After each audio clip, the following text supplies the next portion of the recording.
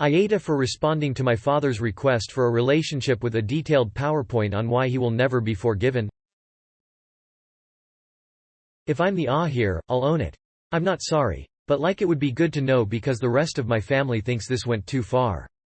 My 24F mom died when I was 7 from leukemia.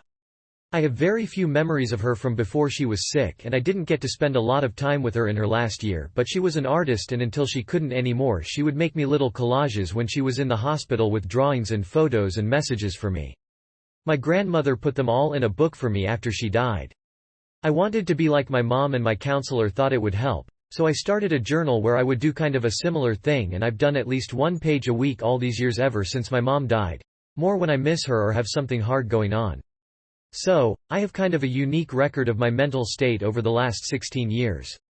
My father remarried when I was 9. My stepmother really leaned hard into the "I'm your mom now," and my father didn't stop her. It improved when they had my half-brother because she basically forgot about me then. Unfortunately, he got cancer when he was 3. And I pretty much ceased to exist for my father. He was either working or gone with my brother, and I spent all my teen years mostly at home alone or with my grandparents. The mantra was that my brother needed to be the focus because he might die, so I needed to not be selfish since I was healthy. I stopped trying to talk to him when I was 16, and it was a dark time. I moved out when I was 18 and cut them off completely. My grandparents let me know that my brother died a couple of years ago but respected my desire to remain NC with my father. He recently reached out to them because he wants to see me and talk. I went through my old journals and made him a PowerPoint with images of the entries where I had talked about being frustrated and feeling abandoned and unwanted, some with literal quotes of things my dad had said to me during arguments. Even the really dark stuff from when I was seriously depressed. Then I ended it with a photo of one of my mom's collages where she had written, "Remember that. Your dad and I are always here for you," and I wrote, "You failed. Go away." Underneath. I felt like him being able to see it from my literal perspective would communicate why I don't want him back better than I could. Evidently it worked, but a little too well because I've been bombarded by family telling me that it's understandable that I don't want to see him, but what I sent gutted him and he's completely fallen apart after reading through it, and it was unnecessarily cruel. Maybe it was. I know my bar for that is kind of weird sometimes, so AITA? Edit a couple of follow-up notes, since it came up the comments. I loved my brother. I don't resent him. He was a good kid and I wish he was still with us. None of this is his fault. To me it is completely my father's and to a lesser extent stepmother's. The parents prevented me from spending time with him as he got sicker, so I wouldn't have been allowed to be there for him even if I had been able to, which I wasn't towards the end because I was also struggling to stay alive.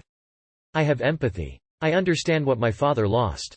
I was there. I also lost those same people plus effectively my father. Even so, to me there is no excuse for completely shutting your own kid completely out of your life while also preventing them from getting any kind of help. I understand depression and freezing up. I've been there, and I still, even not being an adult, managed to consider the impact of my behavior on other people. If he was that bad off, he should have given me up to be raised by someone else. My mom's parents asked and he wouldn't agree to let me stay with them full time. I could have had a dad that was able to occasionally tell me he loved me even if it was just a text message. Alternatively, I could have lived with my grandparents and had people around me who cared about me every day even if that wasn't my father. I got neither, and every request for help of any kind was met with, "Suck it up." I can empathize with having to function while breaking down inside, but I can't empathize with what he did.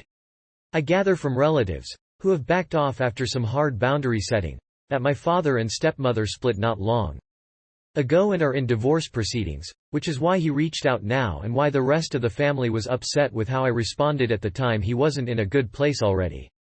I've told them that if they care about him to encourage him to keep away from me, refuse to pass on any messages, and try to get him into inpatient care or something if they're that worried he's going to do something rash. I don't want anything to do with him, and I've told them that I don't want to hear about anything that happens after this point. But the rest of his family love him, so for their sake I hope he pulls himself together.